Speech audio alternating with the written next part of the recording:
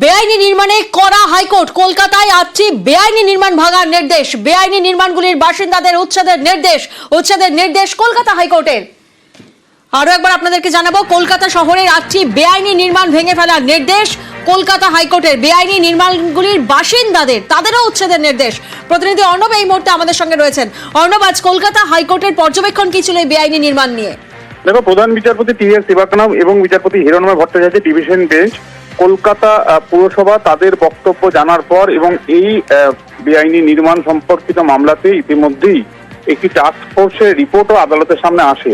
সব মিলিয়ে আটখানি যে বেআইনি নির্মাণ, তার মধ্যে মূলত কেশবচন্দ্র স্ট্রিট, রাজনারায়ণ স্ট্রিট এবং আরো একটি জায়গা, মূলত অধিকাংশ হচ্ছে উত্তর কলকাতা সংলগ্ন, সেখানে বেআইনি এই নির্মাণ, সেটা কলকাতা পুরসভার যে ইন্সপেক্টর এবং সেখানেই সামনে আসে এবং সেই নির্মাণগুলি ভেঙে দেওয়ার কাজ শুরু করার জন্য নির্দেশ দিল। শুধু তাই নয়, ফেব্রুয়ারি মাসের মধ্যে তার কমপ্লেন্স রিপোর্ট, অর্থাৎ এই রিপোর্ট কতটা কি বাস্তবায়ন হলো হাইকোর্টের নির্দেশ, সেটাও জানানোর নির্দেশ দেওয়া হয়েছে। তবে কেশবচন্দ্র স্ট্রিটের ক্ষেত্রে কিছু বাড়ির ক্ষেত্রে যেগুলি বেআইনি নির্মাণ, যেহেতু যারা রয়েছেন তারা যেহেতু সুপ্রিম কোর্টে একটি মামলা ওই সংক্রান্ত রয়েছে, সেই মামলার নির্দেশের জন্য অপেক্ষা করতে হবে।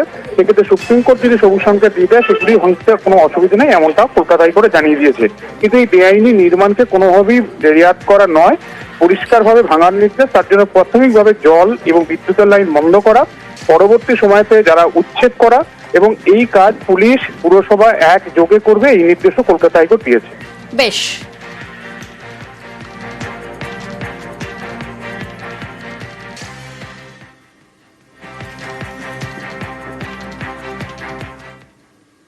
একাধিক দফতরের কাজে অসন্তুষ্ট মুখ্যমন্ত্রী।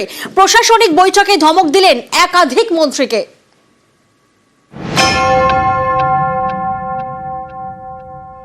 আলু ছেড়ে দিলেন প্রদীপ, আপনি আর বেচা কেন ছেড়ে দিলেন আমায় না জিজ্ঞেস করে?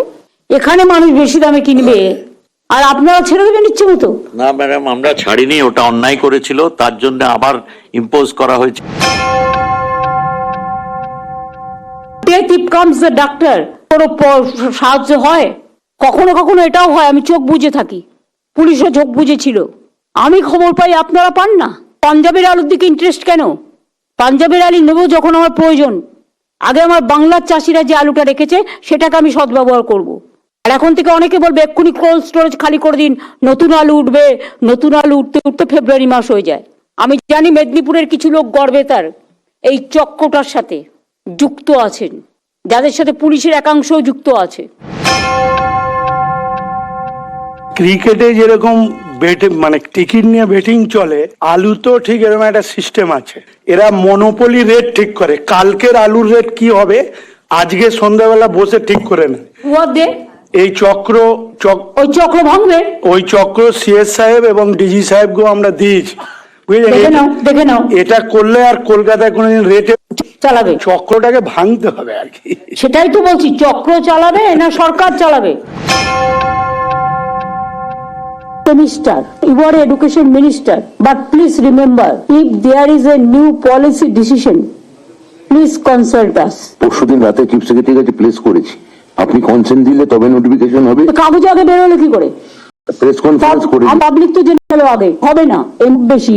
এইটুকু বাচ্চারা কথা বলতে পারে না, লিটল স্টার বলবে।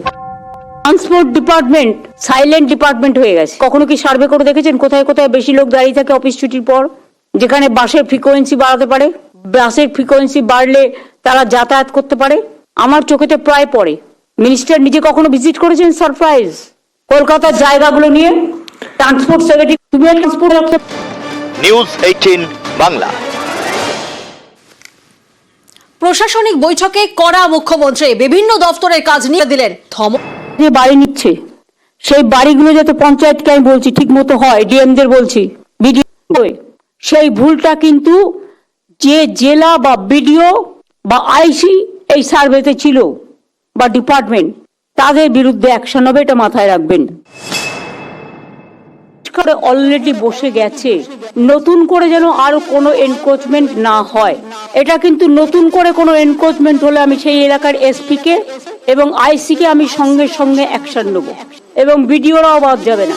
ডিএমরাও যদি ভাবে আমি ঘরে বসবো, আমি কাউকেই টলারেট করব না। এবং মিনিস্ট্রি থেকে শুরু করে, কাউন্সিলর থেকে শুরু করে, পঞ্চায়েত থেকে শুরু করে কেউ যদি মনে করে নিজের স্বার্থে আমি জায়গা দিয়ে দেবো, সেটাকেও আমি টলারেট করব না। আগামী 6 মাস টাইম দাও, এবং দরকার হলে তার প্রপার্টি ক্রোক করে, যেটা ইডি সিবিআই করে, এটা করতে হবে। Word Mister is a gentleman, কিন্তু আরেকটু এফেক্টিভ হতে হবে, অ্যাক্টিভ হতে হবে। এবং তোমার যে টিম বসে আছে ওখানে, 2-1 জন ছাড়া বেশিরভাগই বামপন্থী রাজনীতির আলোচনা করে ওখানে বসে। ওটা একটা আলিমুদ্দিন স্ট্রিট বানিয়ে দিয়েছে। আমি নিজে সারপ্রাইজ ভিজিট করেছি কয়েকবার, আমি নিজে গিয়ে এটা দেখে এসেছি।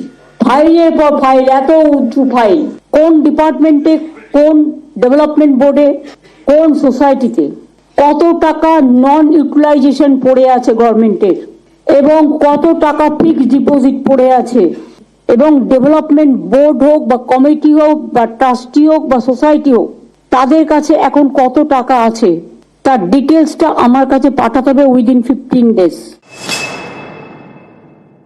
মনিটরিং এর কি স্বাস্থ্য ভবন থেকে কোনো ব্যাপার আছে? না, স্বাস্থ্য ভবনে বসে শুধু গল্প হচ্ছে, গল্প গুঞ্জন। ডাক্তাররা একদিকে, আইএএস অফিসাররা আরেকদিকে। না ম্যাডাম, আমরা স্বাস্থ্য কেন্দ্র, এগুলো কি মনিটরিং করা হয়? ইয়েস ম্যাডাম, ওগুলো সব করা হয়। কি সিস্টেমে করো একটু জানিয়ে তো। চন্দ্রিমা, তুমি দেখে নিয়ে আমায় বলো তো। অনেকে বাইরে থেকে আসছে, সরকারি জমির ওপরে ফ্ল্যাট তৈরি করছে বেআইনি ভাবে, এবং ফ্ল্যাটগুলোকে বিক্রি করে দিয়ে বাইরে চলে যাচ্ছে, আর কিন্তু এখানে থাকছে না। এটা স্থানীয় নয় বেশিরভাগ, আমি খোঁজ নিয়ে দেখেছি। তাকে যেখান থেকে পারো ধরে আনো। আরে এই জমিগুলো মিউটেশন কে দিল? বিল্ডিং এর পারমিশন কে দিল? তাদের বিরুদ্ধেও কিন্তু অ্যাকশন হবে, এবং অ্যাকশন অনুযায়ী কাজ হবে। এটা পুলিশ ডাইরেক্ট হাতে নেবে, জেলাকে দেবে না, স্টেট পুলিশ করবে। ওই যদি মনে করে এসপি হয়ে আমার এক চোখ থাকবে কাজে আর এক চোখ থাকবে অন্য জায়গায়, তাহলে এসপি হওয়ার প্রয়োজন নেই। ডিএমদেরও লক্ষ্য রাখতে হবে কোথায় কোন ভিডিওটা ভালো কাজ করছে, কোথায় করছে না, কোথায় বিএলআরও টাকা নিয়ে জমি দিচ্ছে, কোথায় দিচ্ছে না, মানুষকে হ্যারাস করছে। Rajiv, you have to take a strong step for DIB. একটা ইনফরমেশন তারা রাখে না, একটা ইনফরমেশন দেয় না, তারা পোস্টটাকে নিয়ে খেলা করে, অনৈতিক খেলা। এগুলোকে চেঞ্জ করে দাও। পুলিশ পিটি তোমাদের এক একজনের এক এক রকম আছে। যারা সত্যিকারে কাজ করে, অনেক সৎ পুলিশ অফিসার আছে, খেটে খায়, তাদের দিকে তোমরা নজর দাও না। লবি চলে, লবি। যে কাজের লোক হবে তাকে দিতে হবে, কোনো লবি চলবে না। লবি একটাই, লবি হচ্ছে মানুষের।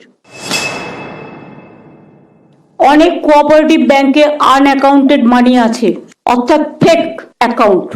এই আনঅ্যাকাউন্টেড মানি ভেরিফাই করে এই টাকাটা গভর্নমেন্টের ট্রেজারিতে চলে আসবে। It's a very hard work.